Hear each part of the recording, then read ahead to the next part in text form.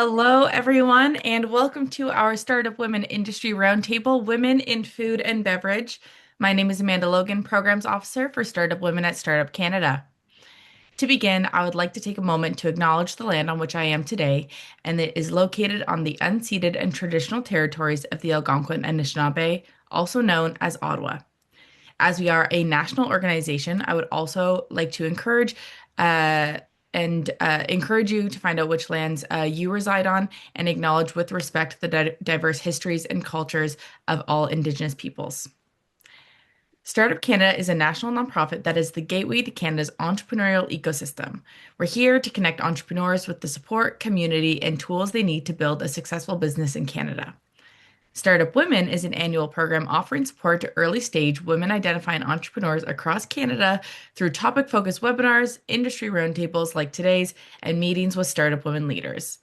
These bi monthly industry roundtables will provide attendees with a deeper understanding of trends and best practices in their sector and will leave with actionable takeaways and resources that they can implement in their business.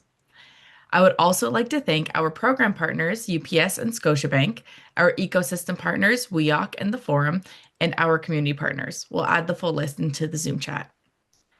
So today's session is, of course, on women in food and beverage, and we're very excited to be diving into this discussion. We're going to throw today's schedule onto the screen here. So we're going to be starting off with a round of speed introductions from each of you attendees. You can either do this on camera or in the chat. Next, we'll hear some speaker intros from our three speakers, followed by about 50 minutes of Q&A with our speakers. The last part of today's session will be networking breakout rooms where everyone will get a chance to connect with 2 to 3 fellow attendees, and speakers will also be placed in these rooms with you. We have 35 minutes carved out for these. We'll do 3 rounds at about 10 to 12 minutes each. So first things first, we're going to get started with attendee introductions. So that is everyone attending today. If your camera is on, I'm going to assume that you are comfortable introducing yourself out loud, and I'll call on your name to start. If you would prefer, you can introduce yourself in the chat. You are welcome to share your LinkedIn or business social media pages, but please note that you are in no way obligated to share personal contact information. Please only share what you are comfortable with being public. Okay, so I'm just going to go by who I see on my screen first to introduce themselves. So I will pass it to Punta. Oh, sorry, you are muted. Hello, my name is Punita Burgawa. My company's name is Stream Breeze Export Limited. 20 million Canadians struggle with digestive issues like bloating, heaviness, and burping, and very common digestive discomforts that most people face. Yet many existing solutions only give temporary relief. So my company, Stream Breeze, is creating natural digestive gummies and functional drinks using ingredients like ginger, turmeric, and functional spices, specially inspired by Ayurvedic wisdom and supported by modern science. At the moment, my product development is being done by Perinia. Initially, it was done by CSK Kitchen and PEI. And now I'm just going into commercialization for my gummy. But my drink product initially was done by CCNB in Knob, which is in New Brunswick. Now Perina has to do this. They don't have time, so I'm just waiting for them to complete this. And then final stage would be to come into the market so that millions of people can benefit from this product. Perfect. Thank you so much for introducing yourself and your business. Next I see on my screen is Wanda. Hello, everyone. I'm Wanda. I run the Teapothecary, which is both a retail space and a wholesale tea business. We specialize in teas that are a little bit unique in that I have 2 different lines of teas. We do historical blends where I research and recreate teas from different time periods. I like to say it's time travel in a cup. And so with those ones, I have teas like a recreation of Queen Victoria's favorite tea blend, Thomas Jefferson's favorite tea, a tea that was served on the Titanic, all kinds of fun stuff like that. And then my other line of teas, that was my antiquities line. My other line the is literary, sorry. And with those ones, I take things from stories and create tea blends. All of my teas pretty much have pun names. So we have things like Steepy Hollow and Lay Tea Whistle Downs blends and stuff like that. So yeah, that's what I do. We are kind of regrowing the business after we faced tragedy just 2 years ago. And so I'm kind of back in the game of getting everything back together again and doing everything. Our retail location also carries gallery space and local art and artists. We go out of our way to represent artists and artisans from equity seeking communities. So that's about me and my business. So thanks. Fantastic. Thank you so much for sharing, Wanda. Next I see on my screen, Amanda. Great name. Hi, everyone. My name is Amanda DeVries. I am a branding and packaging designer. I'm located in London, Ontario, just inside the Grove, which is our food ecosystem space here. I've been a designer for over 20 years and helping a lot of brands with their branding, their messaging, their visual identities, as well as their packaging to make them stand out on shelf. So that's it. Thank you. Thank you. Jody, I will pass it over to you. Oh, Jody D. That's just two Jodys. Oh, sorry, you're actually side by side. So go Jody Door and then next Jody. Oh, sorry. No, Oh, it's yes, I see that. Same spelling as well. Amanda, heard your name on our cohort this week. So just wanted to say that, eye candy. And also Wanda, wow, what a great take on all of your teas. That's a lot of fun. I also make a tea. I specialize in chai, and my business is out of Red Deer, Alberta, and it's called the Chai Wallace. And we brew our teas and make a concentrate. So we have a line of 4 concentrates that are 1-to-3 ratio. I also have a couple of packages of loose tea and honey, so a local unpasteurized honey with the masala chai spice in it. And we're selling in some retail and a bunch of great gift stores, as well as the food services industry. So I have a large concentrate that goes to coffee shops. Yeah, thanks. I'm happy to be here today. lovely. Thank you, Jody. I will now pass it to the next Jody. Hi, I'm Jody. You have a Jody, nice spelling, by the way. I never see that. I am a co-founder of a very recently launched protein popcorn brand here in Toronto called Snacky Pop. And I'm excited to join you all. I'm also a food photographer in my other life, but this is the hat I'm wearing today is Snacky Pop. Awesome. Thank you so much. I'll pass it to Allison. Hello, I'm Allison. I work at Venturepark alongside Marlis, so I'm sure she'll be kind of teaching you the ropes of Venturepark, but essentially we're a nonprofit and we help startup CPG companies scale their businesses, grow. We offer like accelerator programs, lots of fun stuff. Yeah, so I'm the communications and content lead for them. Wonderful. Thank you. And yes, we'll definitely get into Venturepark a little bit more today. I will pass it to Prabha. Hi, everyone. My name is Prabha. I am founder and CEO of Ball of Protein. We make healthy snacks. Our first SKU is a fiber and protein rich donut, gluten-free, low fat, low calorie, 10 grams protein, 5 grams of fiber, and they are delicious. So Jody, Snacky Pop, love me a good protein snack. We'll have to swap samples. Love it. Thank you. I will pass the mic to Felicia.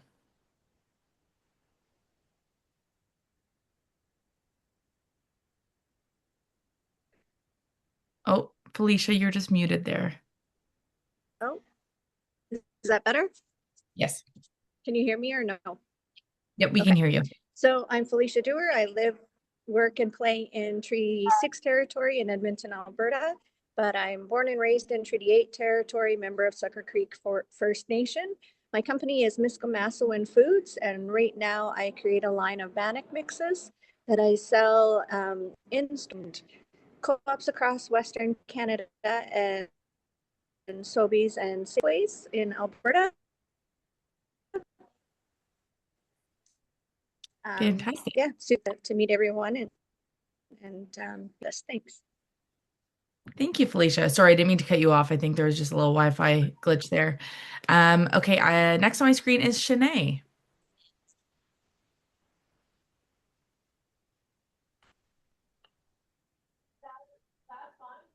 Hi, good morning. Sorry, I was trying to give access to my to Zoom. I always limit access to things, and then when I need to gain access, I'm slow. Good morning or good afternoon. I'm Shanae. I am a registered nurse by profession who produces wellness shots. There's two arms to the business: a service where I do curated shots for events, and I also have bottled ginger shots available in the standard ginger lemon flavor. There's also ascap berry, pineapple, and cranberry. I'm really looking forward to learning from this session and also connecting with other founders in this space to learn more about this intriguing yet exhausting space. Lovely. Thank you, Shanae. Next on my screen is Kathy. Hi, I'm Kathy Monroe. I'm the founder and farmer of Bramble Hill Farm, and we're in rural Nova Scotia. I have a consumer packaged product, micro garden, which is grow your own microgreens. You're actually growing it right in the bag. All you need to do is add water, and in less than 10 days, you're eating your own fresh microgreens grown yourself in your own space. So super simple.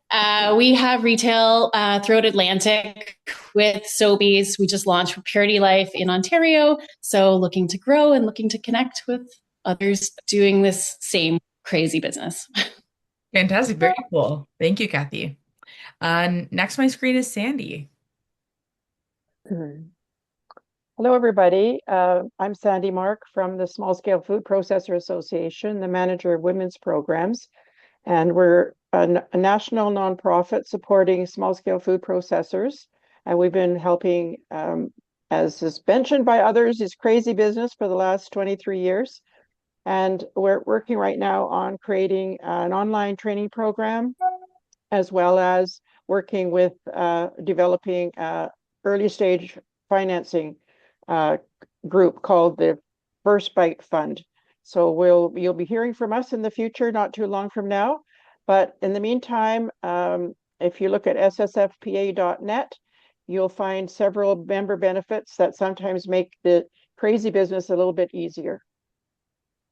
Wonderful. Thank you, Sandy. If you want to share the link to that in the chat, you are welcome to. I will pass it over to Evelyn. Hi, everybody. I am in Lunenburg, Nova Scotia, and my husband and I founded Terrabiata Cranberry Farm 25 years ago. We currently sell juice and dried cranberries to Sobeys, Loblaws, Walmart. So you'll see them in the 4 Atlantic provinces and in Ontario. Wonderful. Thank you. Next, Nadine. Hello, I'm Nadine. I'm the owner of Heartberry Soda here in BC, Vancouver. It's an Indigenous soda where we use Indigenous foragers to go across Canada to get our plant medicines, and then we incorporate them into our sodas. Lovely. Thank you. Next on my screen is Amandeep. Can you hear me? Hi, if Amandeep is hard for anybody, I'm Rosie Narula. I'm from Hamilton. Me and my husband, our own family, own Papa's Poutinerie. We are comfort food, fresh comfort food, like never frozen. If we are doing fries, they are fresh cut fries. If we are doing wings, they're never frozen wings, like fresh comfort food company.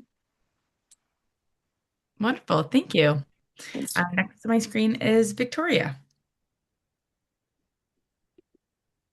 Hi, I'm the COO and co-founder of Africa Trade Desk. We're solving supply chain issues for people to be able to buy products directly from African producers.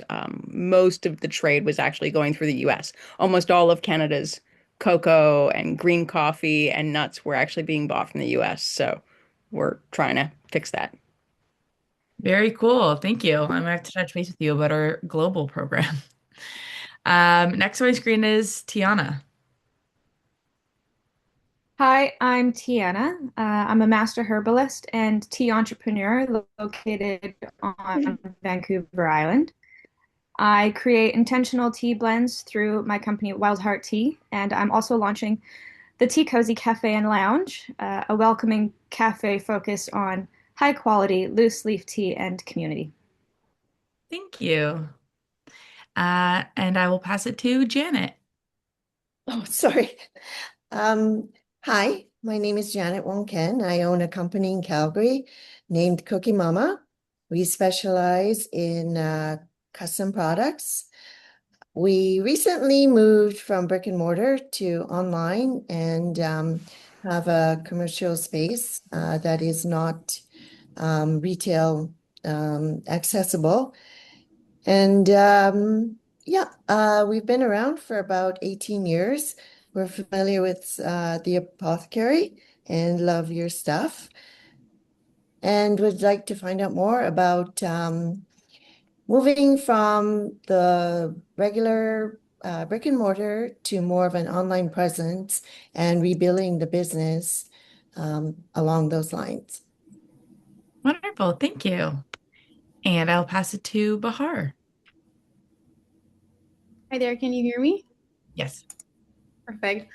Hi everyone, my name is Bahar and I'm the marketing manager at Rock Paper Coffee. We are a Saskatchewan-based coffee roastery and right now our products are available in the stores in Saves on Food, Sobeys, Co-op, but only in Saskatchewan.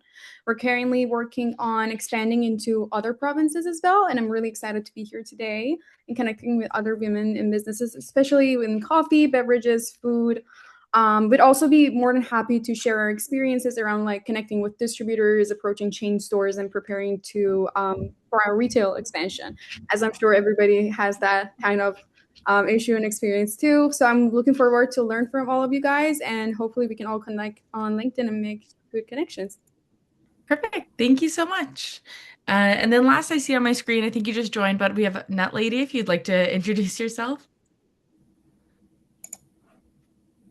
Hi, everybody. I'm Elizabeth, or the Nut Lady from Fergus. I grow and roast nuts here in Fergus. My company is called Jewels Under the Kilt.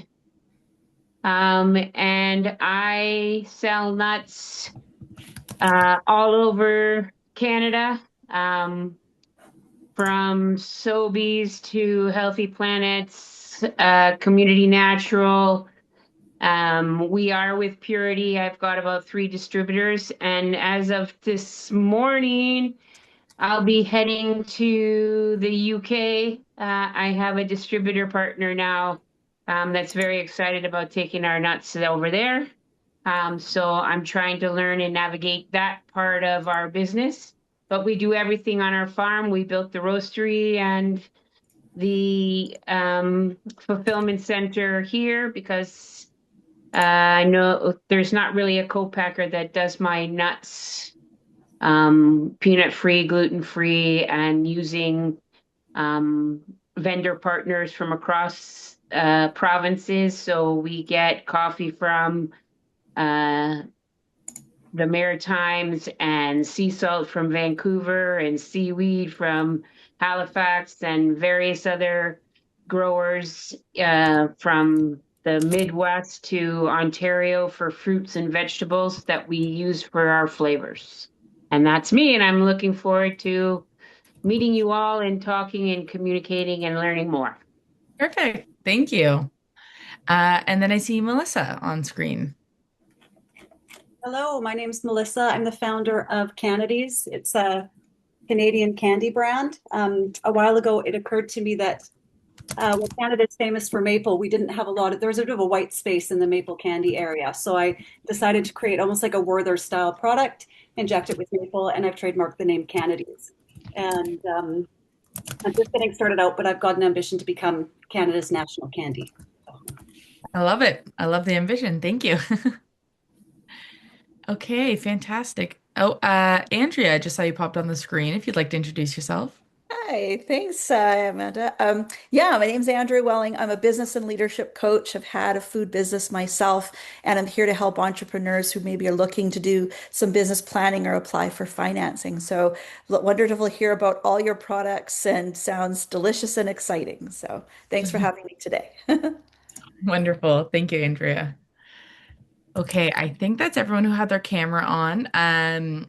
If you want to introduce yourself still, please feel free to do so in the chat.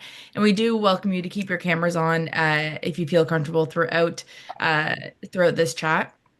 As following our speaker intros, which we're about to get into, we do encourage you to ask questions to our speakers as well during the Q&A portion.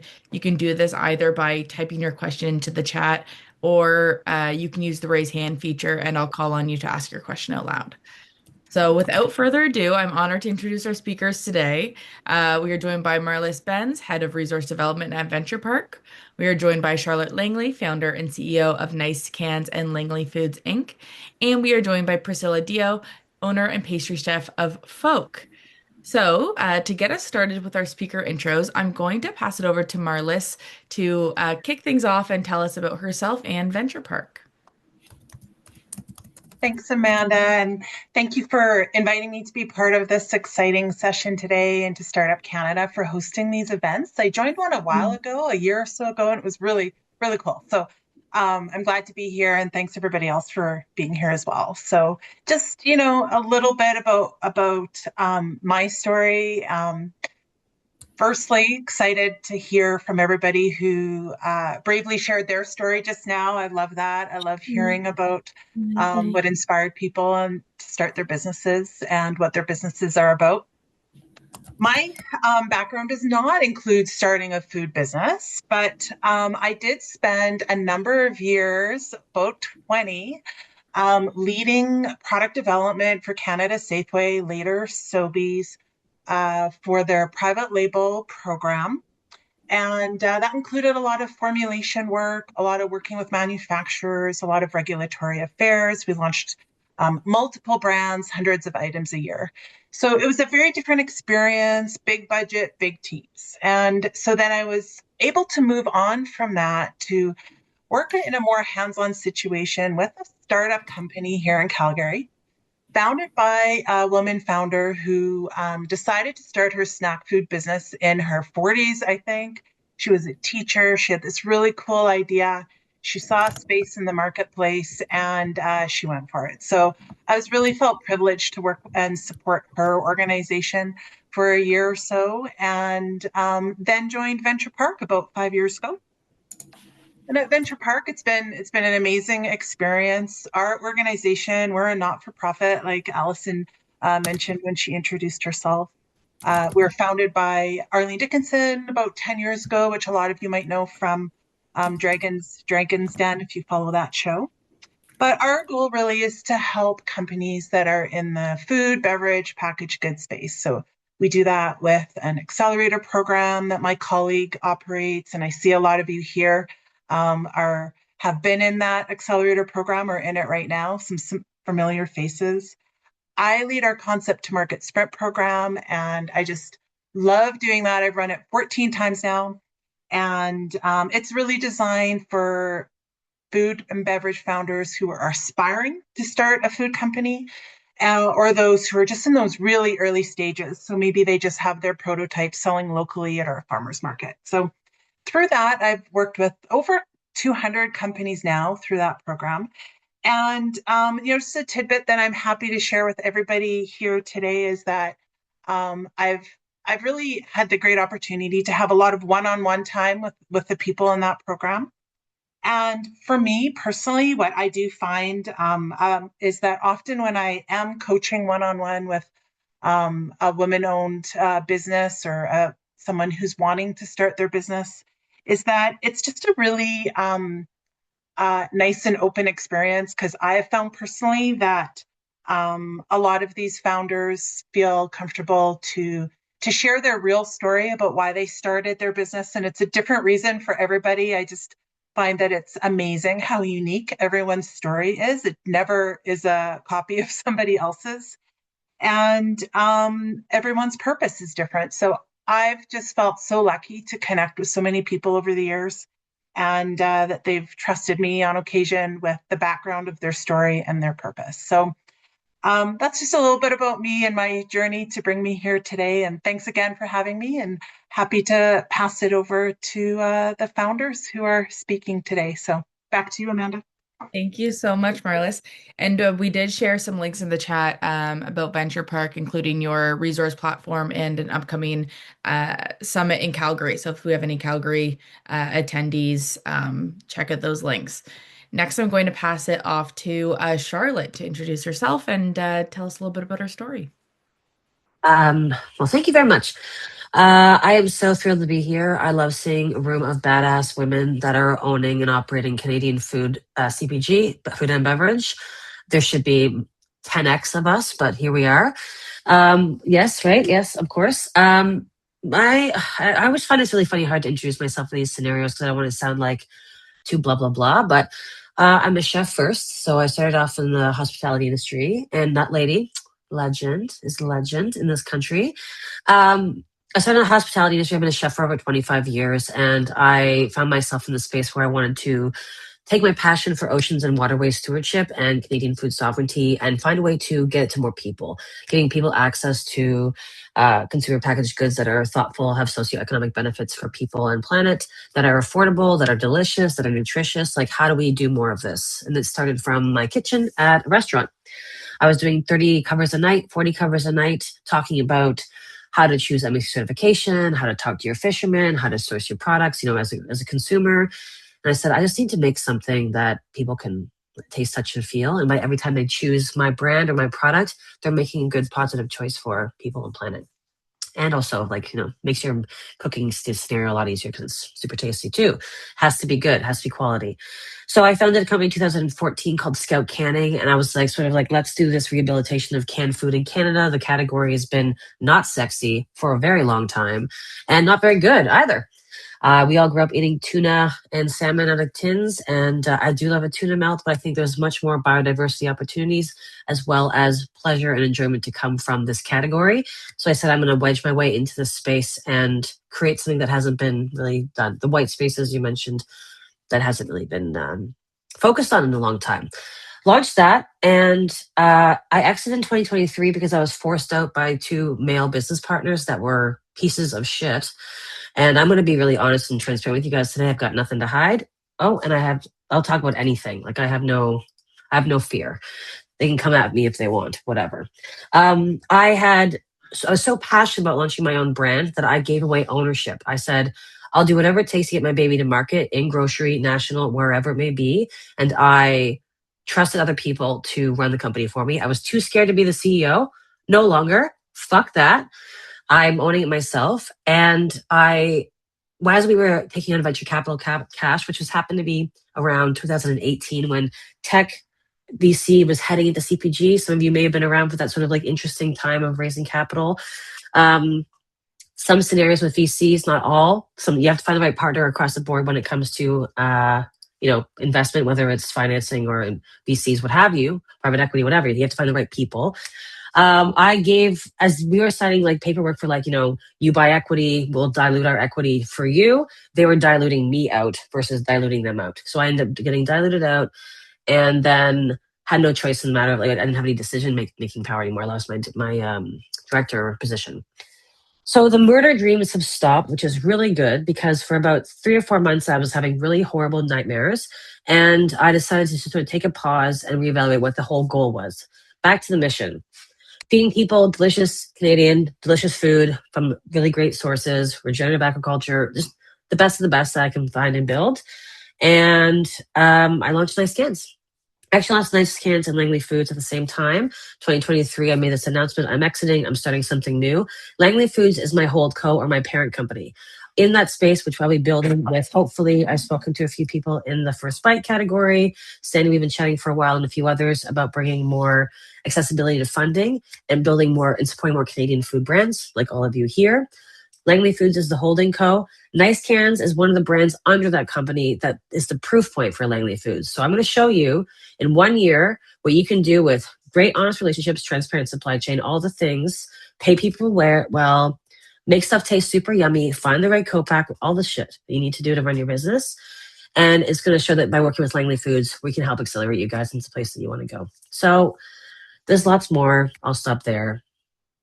DM me anytime. I left my contact. If you ever want to talk to me or talk shit or disrupt the world or get angry, you call me. Thank you so much, Charlotte. I love Welcome. the energy that you're bringing, and I think transparency is key and important, right, in these conversations. Absolutely. I think that's going to be great. Okay, and then thanks, guys. Certainly not least, I'm going to pass it to Pricilla to introduce herself and tell us about Folke. Hi, everyone. It's so nice to be here.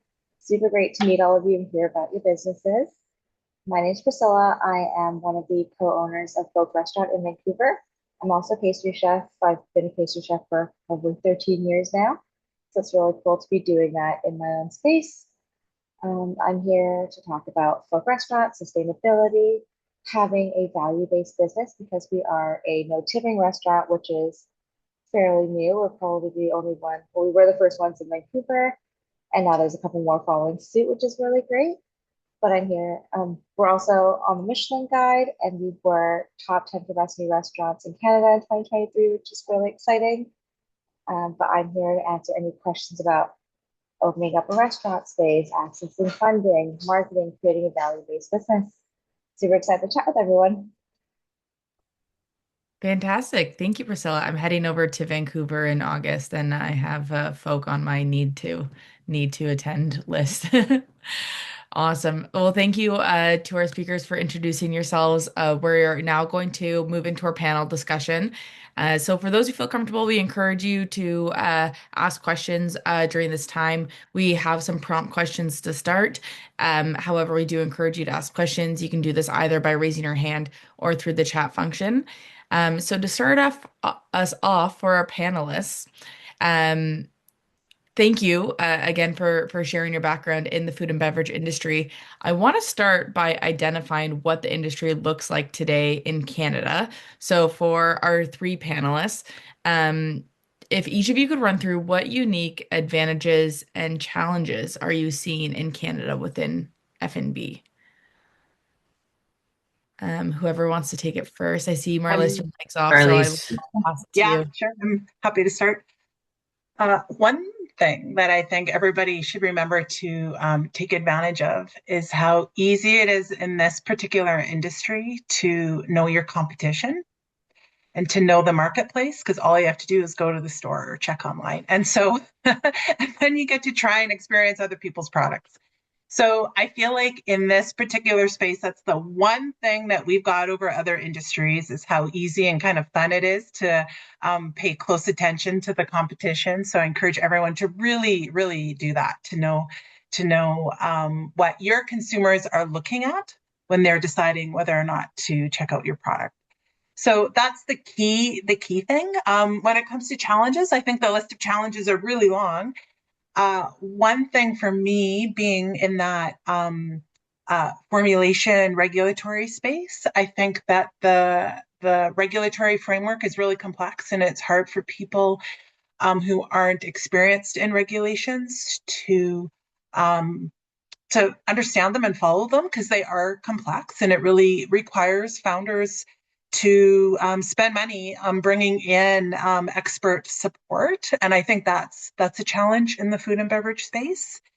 And I would also just say that the manufacturing is more complex than in other spaces also. And everybody, I think, here knows that, from the ingredient sourcing, shelf life shipping, just being in dealing with packaged physical products that need to be manufactured. You need to have inventory, you need to ship, you need to get it to your consumer. It's a lot more complex than being in a service industry, for example, in that way. So those are the areas that I see are kind of the common challenges that people talk to me about. Great, thank you. Priscilla or Charlotte, do you want to maybe talk about some unique advantages or challenges you've seen in Canada? Absolutely. I'll make this one brief, but opportunities or wins, I guess you could say. Being a female in this country, we typically have more access to support than we do in other places. Being a Canadian citizen, we can get on the phone with the government. We can call a portal and ask for help. We can call that, a support line and wherever it may be and talk to people that are like genuinely interested in supporting us. I have a really good example. We was just like, it happens almost every day when it comes to supply chain management for ourselves, is just calling saying like, we are importers of our own brand for our own goods, as well as now exporting as well. Just making a phone call to somebody at the Border Patrol or like whatever government agency and having conversations. Typically, people are really wanting to be helpful. They're not like, screw you, get in line. You may have to wait on hold. That's fine. But that's an area where I find that people, when you ask for help, are genuinely happy to help you. That's just the thing is, are you okay to ask for help is the question. As entrepreneurs, or founders, we're a little siloed, a little lonely, a little solo. So asking for that help can sometimes be very challenging. But when you do, it's surprisingly amazing what can happen. My biggest challenge, I've been in this space, this gray space for a long time. I like to call it like the teenage years of a business founder, where you're not quite farmer's market anymore. You're not quite global mass yet. You're in that middle space where access to funding is like getting blood from a stone. Unless you have 3 years of X with this much revenue and you've got these 5 employees at these points, certain doors unlock at certain levels of your organization. I'm imagining a lot of us here have some, like, a lot of us here have been in grocery for a long time, which is exceptional. And that's still, maybe in 75 grocery stores or 100 grocery stores across Canada. That doesn't mean you're making $10 million. That means that, you're probably still in that mid-size operation or SME, small, medium-size enterprise. And getting access to unlocking those doors, which is something that I think the First Bite is going to look at. And I'm sure Venturepark, you have your own procedures here, but gaining access to that middle funding to take you to that next level, so you can get rid of the bottleneck, because you're going to go from 0 to 100, and you need to eliminate that pressure point in the middle somehow. That's something that I want to discover more with you guys. Great, thank you. Pricilla, how about yourself? I think being in the restaurant market is so different. I mean, definitely in Canada, especially in big cities, you see it just be so oversaturated. There's a new restaurant opening every week, something's closing every week. And there's always just so much infiltration, which is so great because you have so many people to compare ideas with and chat about, and so many new restaurants and unique ideas coming in.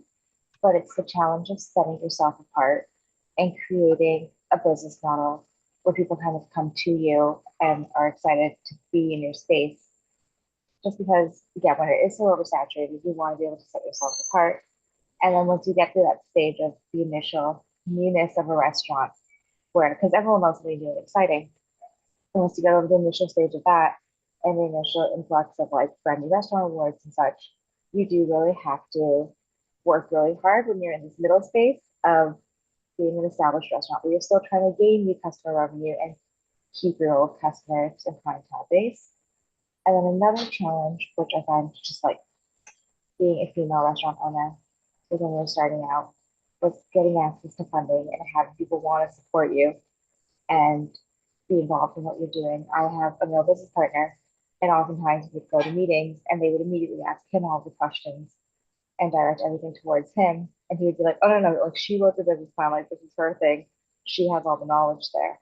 And so it's just been completely overlooked in the space as well.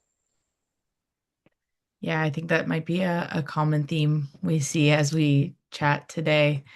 Okay, so I want to bring us to early days. So starting with Charlotte, can you, you identified that you've, led multiple companies now and multiple canning companies. Can you walk us through how you developed your first product and what that process was like from concept to shelf? Yeah, it was actually really fun because I'm not sure how many of you have culinary background. Not that you need to, just that I initially started doing product development in 2014, and I went to a co-packer facility. So I'm from Prince Edward Island, and I wanted to can lobster because that makes sense, right? And I went to the factory that I was close with. The people that I work with there is called Acadian Supreme. They're in Abrams Village or Wellington. And I said, I want to can lobster. Let's run some trials. It took me about 6 months to convince them to be a co-packer. They were not a co-packer. They were a manufacturer that did some canning.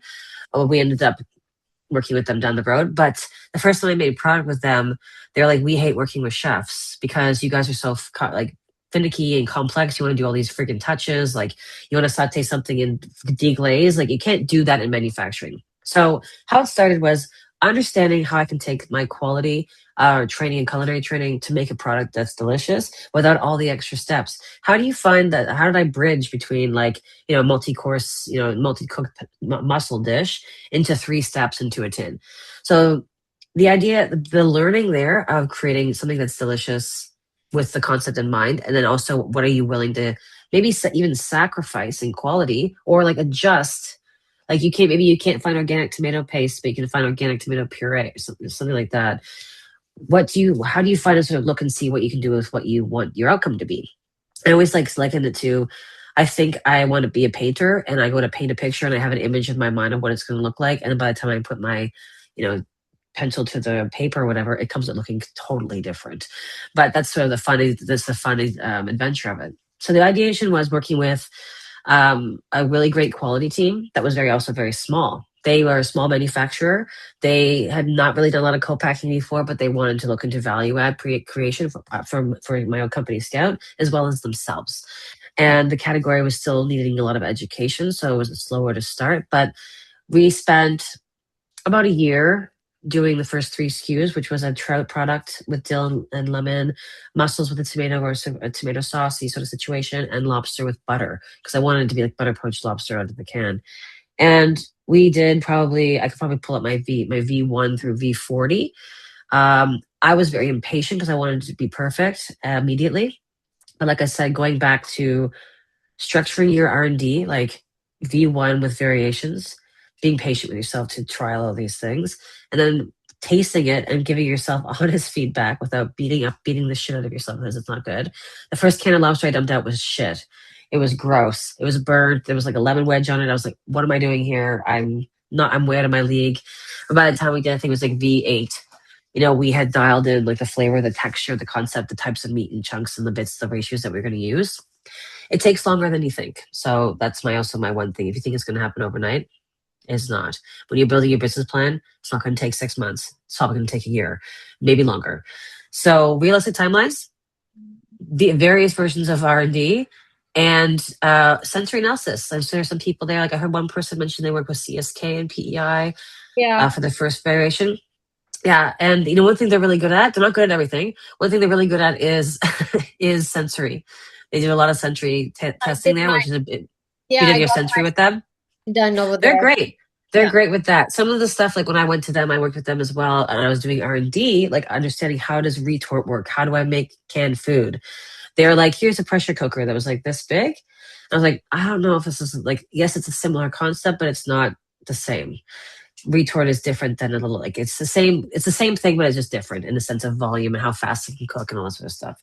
So yeah, they took a risk on me. At the end of the day, it was co-packers that were really willing to take a risk on me and work with us to create a finished product. So to East Coast, I talk I talk in circles. No, I love it. Thank you. Thank you. And I think I'm going to get into this now with Pricilla, but like research and development is absolutely crucial. And that is a stage that you can't. I'm at the stage at the moment. Yes. Yeah. It's supposed to be fun though. It's supposed to be fun. Yeah. Exactly.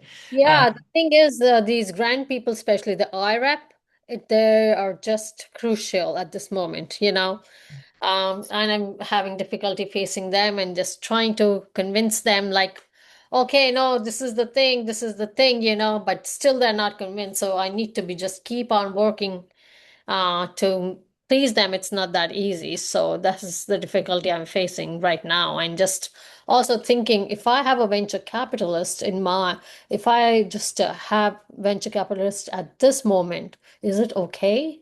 That I wanted to know. And how should I frame my company if I just go with it? Mm-hmm. Yeah, I mean that's a good question. It's a big question. It's a big question. Yeah, maybe. I mean, when we get to the networking rooms, maybe that's a good brainstorming session. Absolutely. Pricilla, for yourself, can you bring us through the research and development for Folke, and where did you see a gap in vegan fine dining in Vancouver? Yeah, absolutely. Like I mentioned before, Vancouver just has an influx of restaurants, and they're all fantastic. A lot of my research and development came from personal experience, in all honesty. I was vegan for a number of years, and it was one of those every time you go out to eat, there was never anywhere you could go with everybody that was fully vegan, that everyone would feel satisfied and love the meal. And if you went to a restaurant that wasn't vegan, it was always just like no thought and effort was being put into any vegan food. It was always just like pasta and tomato sauce, a tofu bowl, nothing original, nothing great, and just a ton of meat substitutes. And so we definitely realized there was a need for that and there was a market for it. Colin, who's my business partner, had started doing these secret vegan tasting menus at a restaurant that he was working at, and they really took off. They were a huge hit, and we're like, okay, great. So there is definitely a need for this. There's a little niche market that we can corner, and we could just kind of create something in a space where we're cooking the food that we want to cook. We're really supporting our local farmers and cooking seasonally and locally with what they're growing. And in doing so, we're able to really showcase all the beautiful produce that BC has to offer. We're able to create this space where we're putting so much thought and effort into vegan food and cooking vegetables, almost the same care and attention we would put into creating a protein dish. And we're really creating something that everyone loves. And with this ever-changing menu, our regulars can come in and be like, oh, there's always going to be something different on the menu. And so a lot of it was personal experience and just going to different restaurants and being like, hey, what do they offer in terms of vegan cuisine? And where can we take that and take it even further and create a space for everyone? Yeah, that's great. I mean, I think most vegetarians and vegans are tired of seeing an eggplant parm or a black bean burger on the menu, right? So Oh, actually absolutely. having more Yeah. options and getting that fine dining experience, right? Yeah, That's exactly. important to be able to experience that as well. Yeah, it is. It turns into a bit of a special occasion place, which is really nice. But it is great for that vegan community to be like, oh, we're celebrating an anniversary or birthday. We know exactly where we're going to go. Yeah, totally. Um, Thank you. Marlis, for yourself, from your research and development background, what advice would you give to entrepreneurs as they begin the research and development process for a new business? Well, I'm really glad that Pricilla and Charlotte went first because they both were wonderful examples of having a clear value proposition, right? Like Charlotte's product and her branding is so different than Pricilla at Folke. Like they're completely different, but they're both really focused on their customer and who they're catering to. I could hear that from both of them. So I think that is one of the big things is just really seeing that gap or that need in the marketplace. Like I see that really amplifying people's success. My experience with the big retailer, that was always our focus. And definitely being really clear on what you offer and what you don't. So a lot of people refer to that as the value proposition, right? So who it is, what they need, why they would choose your product, and how you're superior and unique. And being able to answer those questions, I think at the early stage when you're developing can really help you make your future decisions about your branding, your packaging, your sourcing, your pricing. Like all of those decisions in the R&D stage can go back to what your value proposition is going to be and how you're going to entice a customer to purchase your product. The other thing that is easy to forget about is that you're also needing to entice brokers and distributors and retailers to list your product. So they are reviewing your product and thinking about the marketplace as well. So you really want to just be able to fill a need and describe that need that you're filling. So I think Pricilla knocked it out of the park just now, just talking about how they really paid attention to their consumer and creating that vibe for them. So I think that's the secret, whatever your product is, just knowing that you're filling a need and you're being clear about that. Mm-hmm. You Yeah. can't be everything to everybody, right? We all have heard that story, is that trying to be everything to everybody means that you're, what is it? You're you meet nobody's needs, right? That saying. I'm not saying it right, but that saying, we all know that one. No, totally. And it's important, right? Find your audience and fill a niche. And then if you fill it well, they might become your biggest cheerleaders, right? And that is super helpful when it comes to, expanding knowledge of your brand. One comment, if that's okay, is that, but sometimes your audience can also change as your business scales and moves. Initially, my demographic was a certain category, a certain group, like a certain demo. This is my value prop for X.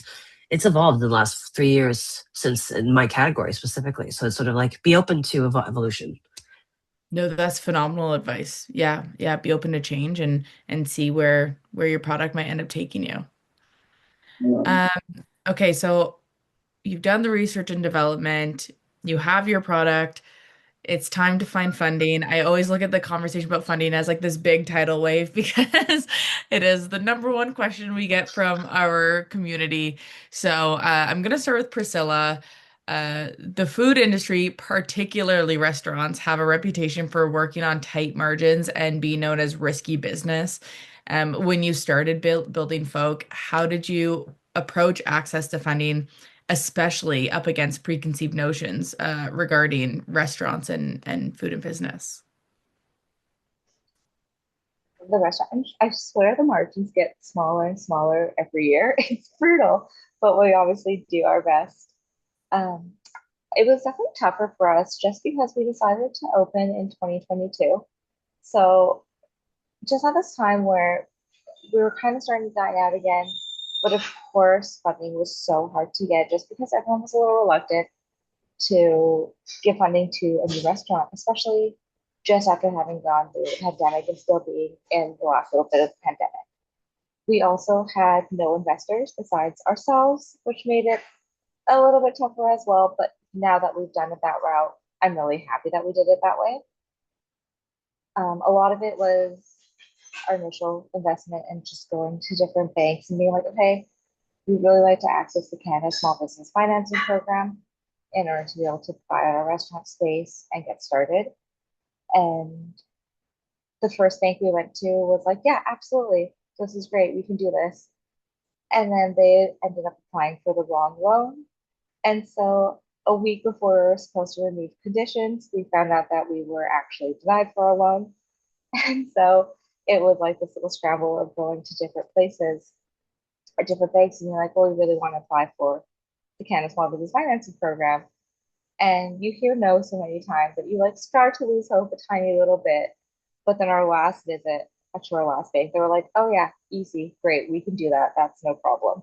And they did end up being the ones who were able to get our funding for us.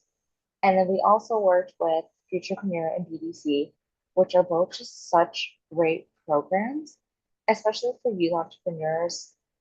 The age limit for them is 36. And they were the most helpful organization when it came to accessing funding. And they went through a business plan multiple times with us, being like, okay, well, what about this? And what about that? And helped answer so many questions.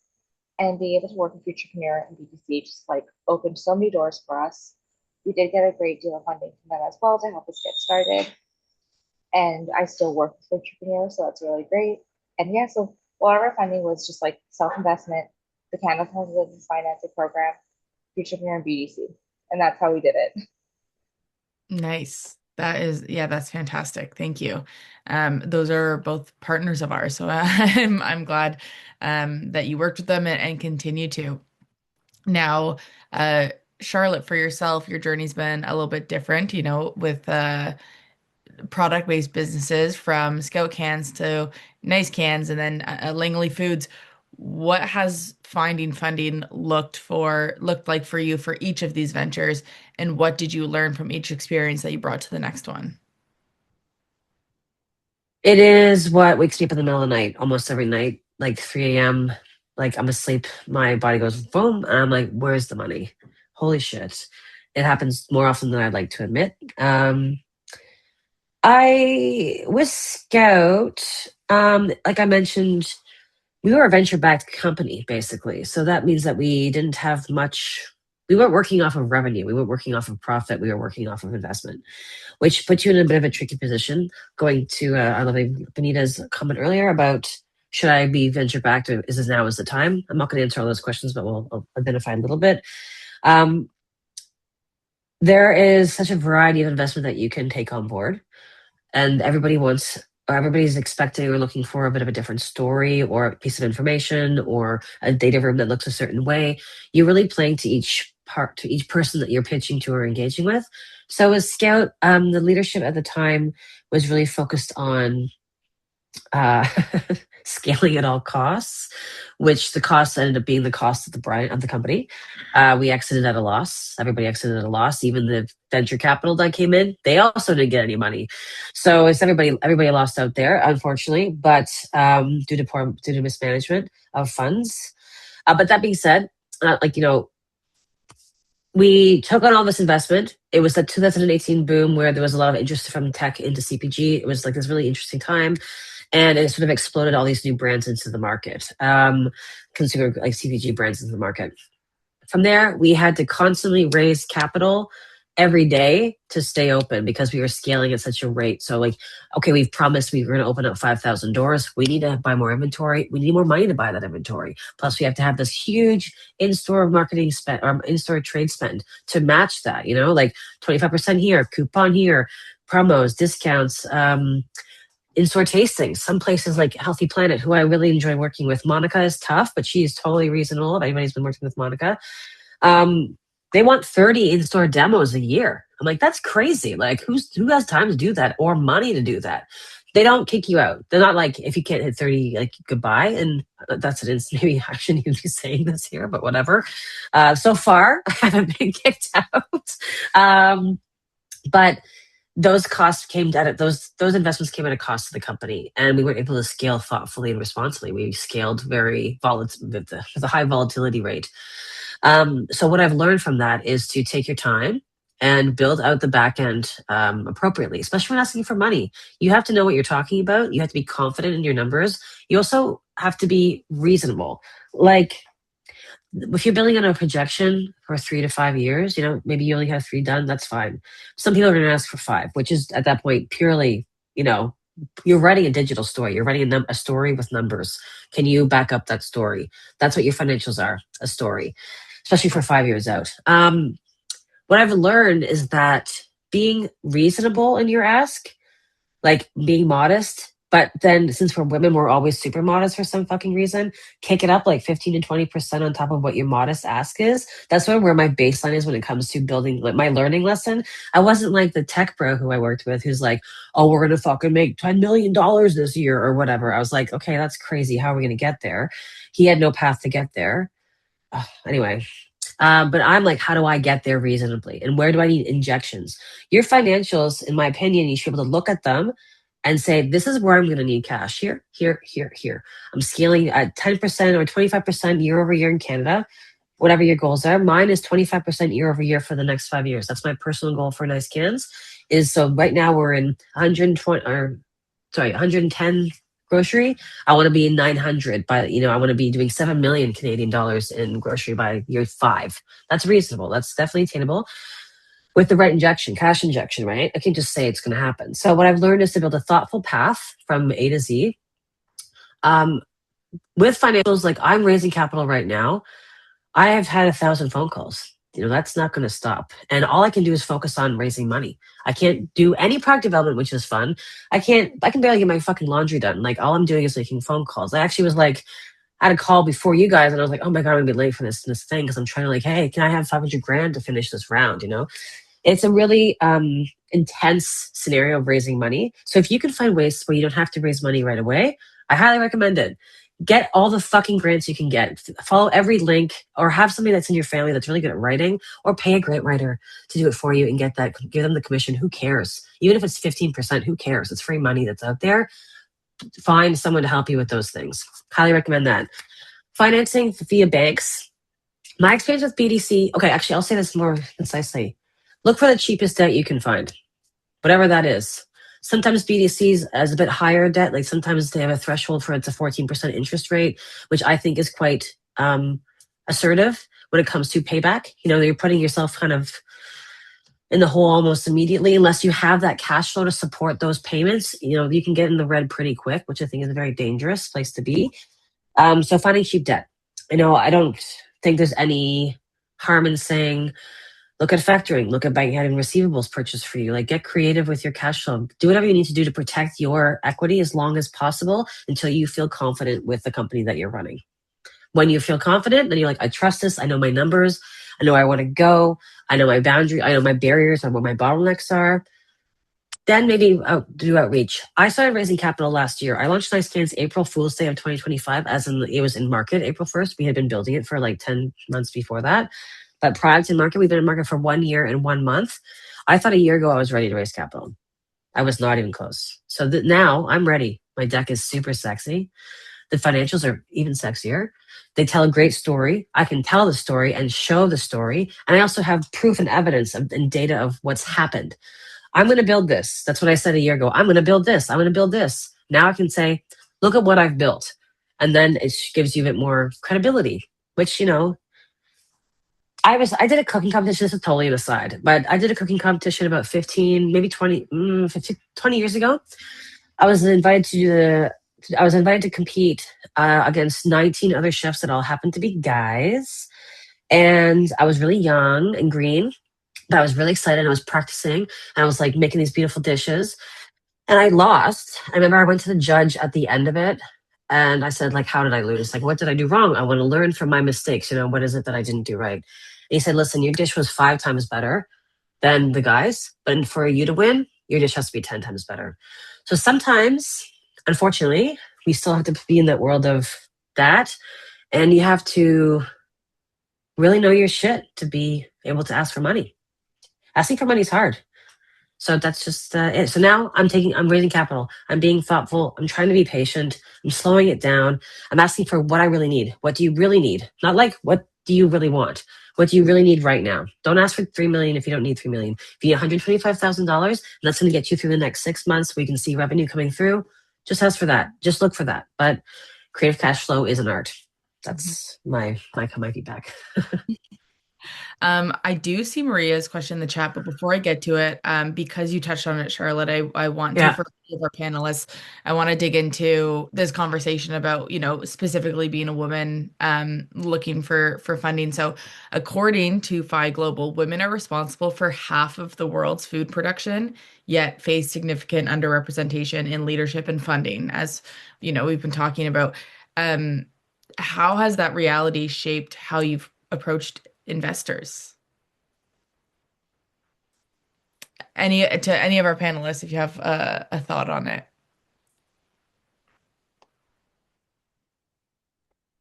I have used AI recently to respond to an email from a man who had softly expressed interest in investing. As in, they said, we are open to having this continuing the conversation. There wasn't actually an expression of interest. There was like, let's continue. And I responded, I said, hey, AI machine, how would a man respond to this email? And it said, thank you so much. We'll set up a call next week. That's it. Not like, great having a conversation with you. I look forward to pursuing the financial opportunities. And then I was like, oh, that's smart. Copy paste. Meeting was set. Like I didn't, just funny, but not funny. Yeah. And somebody else in the room has that experience as well. But I would say we women are always are asked about the finance. Make note of it, because before this, I had an IRAP meeting. This meeting had nothing to do about pricing, nothing to do about anything, but he asked me, how much is the total cost? Related not to the specific technical work that I needed to get it done, but overall, he was asking me, how much is the total cost? And I gave him the cost. And I said, yes, I have a consultant working with me. And he said, did he do the pricing for you? I said, no, I did it on my own. He did the pricing for the other things. So we women are always asked about the finance, whether it's grant, whether it's you're going networking, whether you're doing anything. So I would recommend everyone that you really should know your finances well, because we are always judged on our finances. Mm-hmm. Yeah. Know your numbers, know your numbers, know your numbers. That is, if you're going to go into those conversations, know your numbers. Now, when it comes to accessing funding, I'm just rolling up to look at Maria's question. I'm wondering if any of our panelists have some advice here. She's asking, what is the best funding path for a small business starting out that is a mixed venture? So she's looking to start a regenerative farm and a wellness retreat in Ontario, but because the business doesn't fit neatly in agriculture or in hospitality exclusively, it's been challenging to find support as she's in the intersection of agriculture, hospitality, and food and beverage and real estate. Any thoughts on how to approach that from our panelists? Well, I'm assuming you already looked at the agritourism, speaking to Elizabeth's comment there, the cross categories, which are tricky if you're in a bit of a gray area.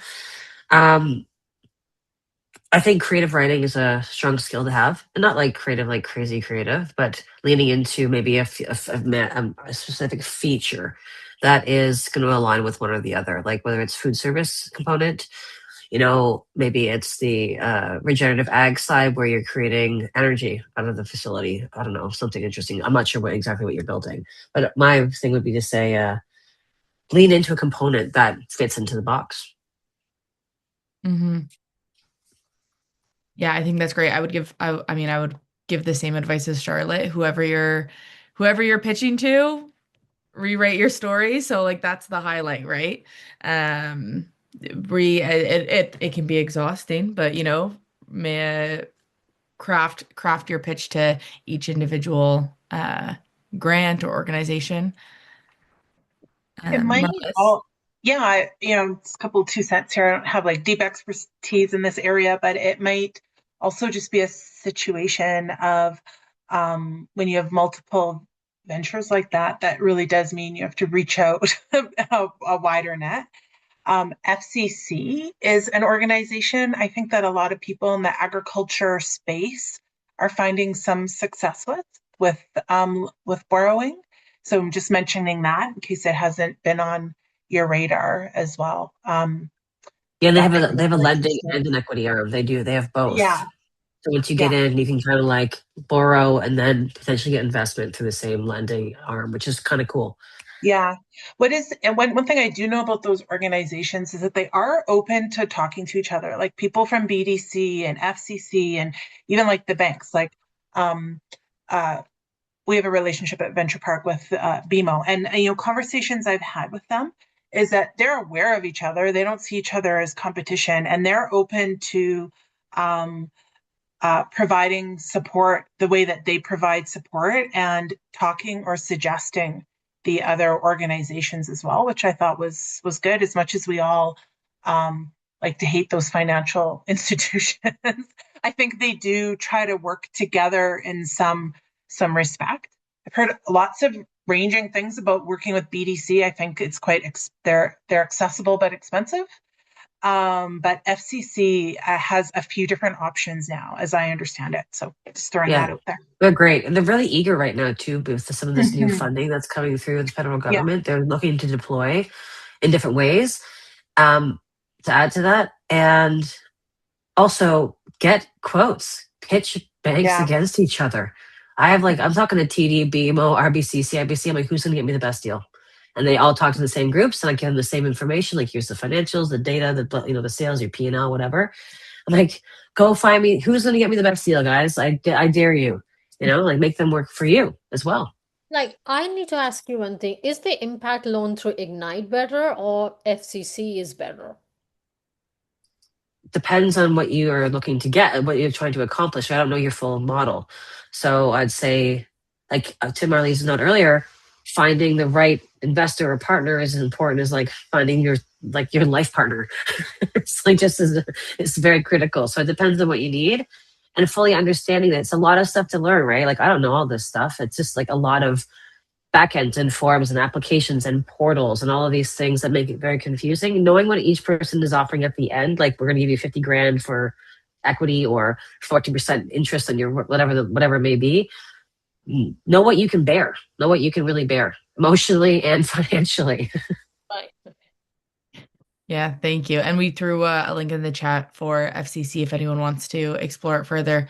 Nut Lady, I see you have your hand up if you want to unmute yourself. So I have two things. So I have to get a roaster. I have a new roaster because we're building up on capacity. And so I'm getting a roaster that does 80 pounds of nuts in 10 minutes, which will so I can scale up because we invested in people instead of machinery at the beginning. But I'm using Boundless, and like Charlotte said, I played people off. The first three quotes that came in, I was going to end up paying 3 times what that equipment was by the time I finished paying off those loans to get that equipment. The one that I have now, I'm paying exactly what the oven is costing me, and it's not going to cost me anymore. So I actually can afford the payments on a monthly basis, and I get the oven at the price. I'm not paying extra, which is good. It's not going to gouge my money. In terms of the person who has the wellness and wants and has the regenerative farm, if that's the alternative crop type of regenerative farm, or maybe you're using sheep and that animals. OMAFRA, if you're in Ontario, it's OMAFRA. They have the grants and the loans for that regenerative program, and they've done loans for seeds in that terms of that. But they also, along with the county that you live in, have programs for agro-tourism, and that is big and huge, at least in Ontario, ag tourism, because we fall into that category because we grow nuts, which we have tons of buses and busloads of people that come through here. And we needed to hire, even though I am a chef by trade, I didn't want to make all the food when those buses come through. So we do have trucks, and it allows us to have money for that. But they have grants along with the BDC and the FCC. But the OMAFRA has money to give away, like basically give away. So those are really good places to look. That's fantastic. Thank you so much for sharing. Really appreciate that. Okay, we only have a couple minutes before we go into our networking rooms, but before we do, I do want to spend a little bit of time on actually going to market and then marketing your business. So I'll start off with Marlis. You at Venturepark, you connect early stage CPG entrepreneurs to industry experts, investors, and retailers.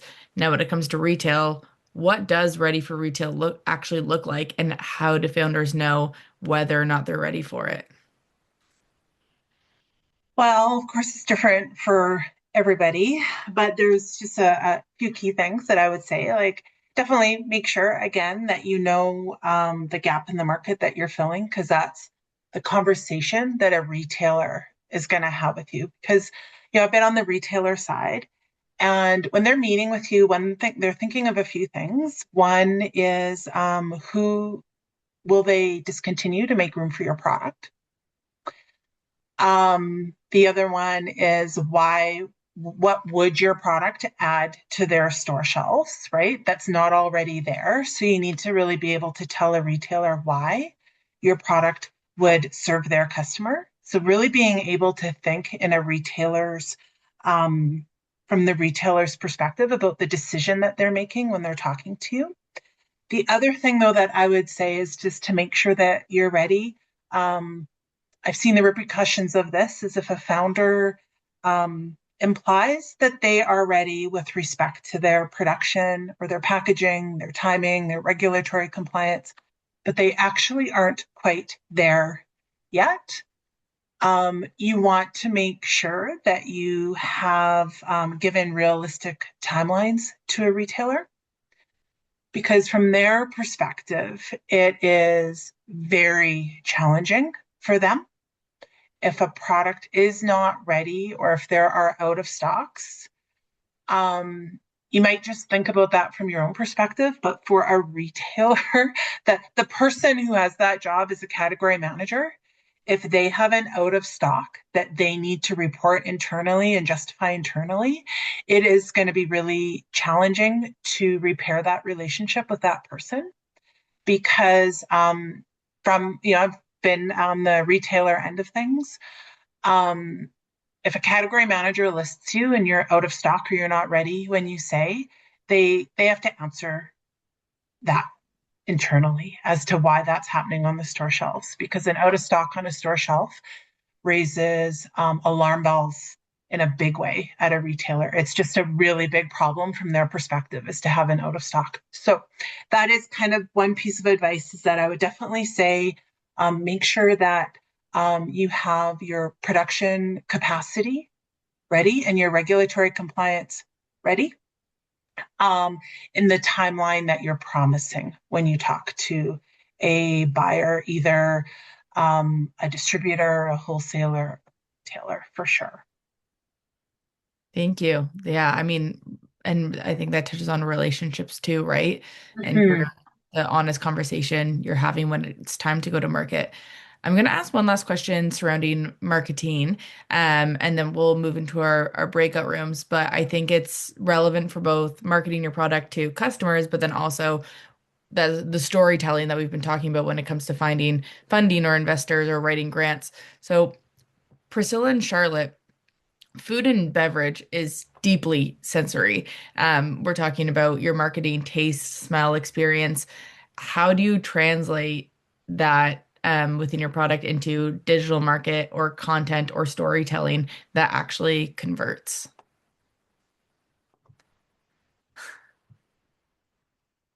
I hate ROIs on ads right now. I'm really frustrated with it. I think that unless you can really afford to run ads, don't run ads. Just don't. Like, unless you can afford to run ads, you know what I mean? Like, you can put 20 grand behind ads. Don't do it. Conversion for the buyer, we all were there during COVID when everything was online, and it was really easy to track and measure if you were selling at that time, purchasing. You put a cool website up, you made like some fun discounts, you did like a fun video of you wear your mask at home, doing whatever. That was an easy time to track and measure that. Now it's much harder to track and measure with every grocery retail partner that you work with. Unless the majority of your job is D2C, direct to consumer through your website, you can't really measure an ROI unless someone scans a coupon at Whole Foods and then the Whole Food that links goes to your website and like you link this crazy connection. There's a bunch of things you can't do technology wise, which I'm also obviously not that good at, but there's lots of things you can do. The ROI on a dollar spent on ads, or like it's a comparison of a dollar spent on ads to a dollar made, is harder to track than ever, but also I'm not seeing it convert from my own account or my Instagram or my social feed. I'm seeing it from other people, as in they are the sort of canvassadors of my brand, and they are converting more than I am personally. I'm converting because I'm doing sales pitches to grocery stores and online presences and working with tinfluencers and all these sort of funny things that I've come up with to make it enjoyable and pleasant. But the ROIs for me, I'm not seeing on ads personally. I'm not going to spend money on ads unless I really can spend money on ads. And the conversion rate comes from quality, price point, and availability. So, I'm selling sardines right now. I'm not selling candy or chips. Like converting people from tuna fish to sardines is really crazy, actually. They're like, this is gross.